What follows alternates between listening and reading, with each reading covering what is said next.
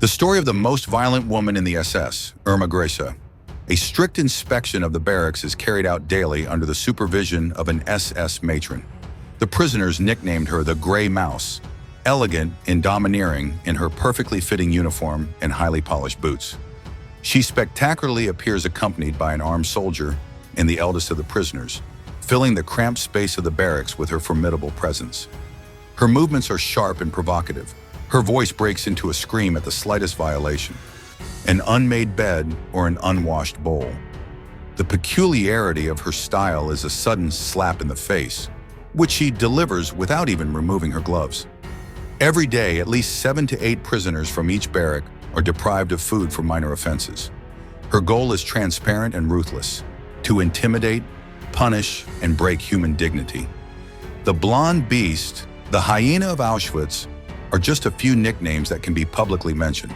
The rest are so disgusting that they won't pass even the most loyal censorship. IRMA GRESE's name became infamous when her monstrous crimes were exposed to the whole world. Paradoxically, some prisoners called her beautiful. This has its own perverse logic.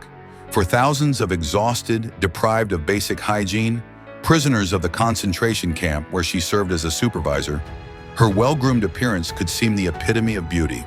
For the rest of the world, the story of IRMA GRESE has become a symbol of how outward attractiveness can hide the darkest human essence. That's the kind of person we'll talk about in this video today. Friends, don't forget to subscribe to the channel. IRMA GRESE was born in 1923 in rural northeast Germany. Her father, Alfred, a simple farmer, was forced to raise 5 children alone after their mother decided to voluntarily pass away. The family was constantly teetering on the brink of poverty, barely providing themselves with the most basic necessities. Alfred GRESE was distinguished by his conservative views and deep religiosity. Unlike many of his compatriots, he did not share the enthusiasm for Adolf Hitler's rise to power and categorically did not accept the Nazi ideology. However, his daughter Irma chose the exact opposite path. Already at the age of 10, the girl was eager to join the Union of German Girls, the youth wing of the Nazi Party for girls.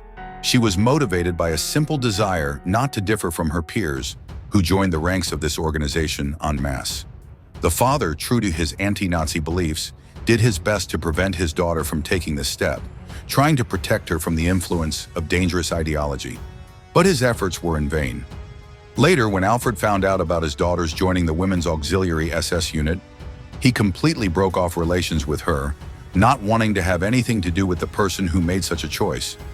Interestingly, the school years of the future hyena of Auschwitz did not foreshadow her terrible fate. Classmates and teachers remembered Irma as a quiet, shy girl who diligently avoided any conflicts. According to the memoirs of her own sister, the young Irma did not show the slightest signs of the cruelty of which she would later be accused.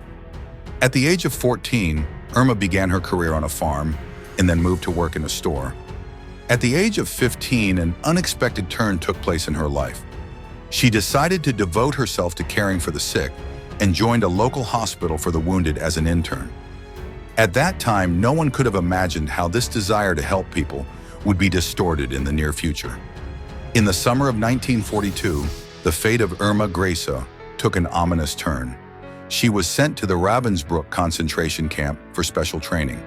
The official status of her new position was dry and concise: female SS supervisor.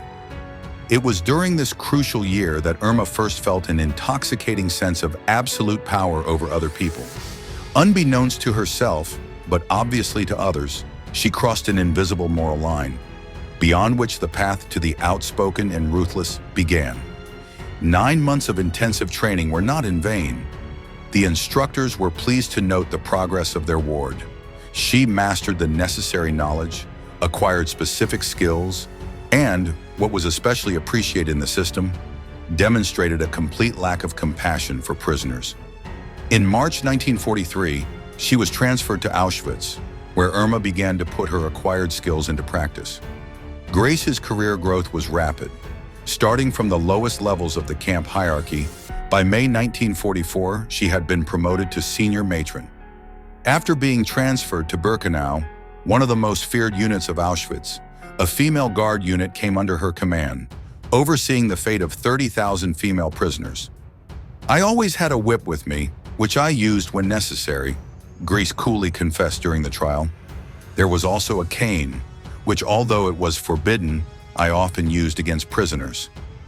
Leather boots became an integral part of her sinister image, giving completeness to her appearance. Irma always took care of her appearance. Uniform, whip, and pistol, which she wore for peace of mind. They were the same familiar accessories for her as lipstick and high-heeled shoes for an ordinary woman. Under conditions of strict censorship, it is impossible to describe the full range of atrocities committed by this mentally unstable woman. Suffice it to say that she found sincere, almost pathological pleasure in the suffering of her victims. Particularly shocking evidence was left by the Hungarian obstetrician Gisela Pearl, who was forced to work in the camp hospital. According to her recollections, Grease was particularly cruel to women. The beatings inflicted by her led to serious infections. The victims were taken to the so-called hospital, where operations had to be performed in the complete absence of basic medical instruments, without surgical scalpels, suture material, and even ordinary iodine. Irma was present at one such operation once, Dr. Pearl recalled. "When I looked up, I saw a sight that would haunt me for the rest of my life." Grease looked at the patient writhing in pain and enjoyed the sight. Her cheeks were flushed, her tense body was rocking back and forth in a blatant rhythmic motion, and her wide-open eyes looked cruelly and intently, as if she had just experienced pleasure. Irma Grese's brutality at Auschwitz-Birkenau went far beyond the usual checks and punishments. One of her favorite pastimes was setting service dogs on exhausted female prisoners whose physical strength was running out after backbreaking work. That's what one of the prisoners recalled. "We were loading trolleys with heavy stones when suddenly she appeared, Irma with 2 trained dogs on a leash. Irma is a woman with the face of an angel and the eyes of a snake. We froze in fear, trying not to attract her attention, and worked with a vengeance. It seemed like forever before we managed to move the loaded trolley off the hill. But the next group of prisoners was less fortunate. Many were already severely exhausted. They were able to load the trolley, but it was beyond their strength to hold it. The trolley rocked, tilted, and toppled over with a crash, scattering rocks all over the area. The prisoners froze in a daze, realizing what was waiting for them. Irma, without hesitating for a second, released 2 police dogs from their leashes. The exhausted girls tried to escape, but specially trained animals quickly overtook them.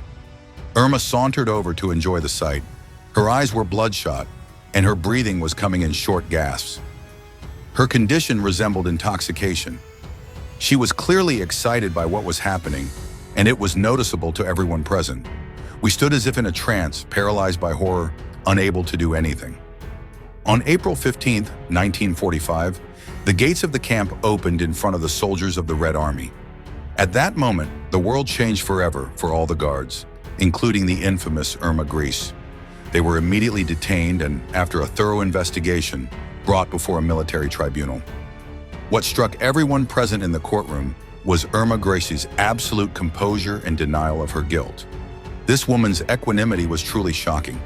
When one by one, the exhausted ex-prisoners ascended to the podium, describing her brutality in detail, her face remained expressionless, as if she were talking about someone else. During the entire trial, she only once condescended to comment on the charges against her. Her words sounded like an attempt to blur personal responsibility. "Himmler is responsible for everything that happened, but I believe that I bear the same blame as those above me." The trial dragged on for weeks.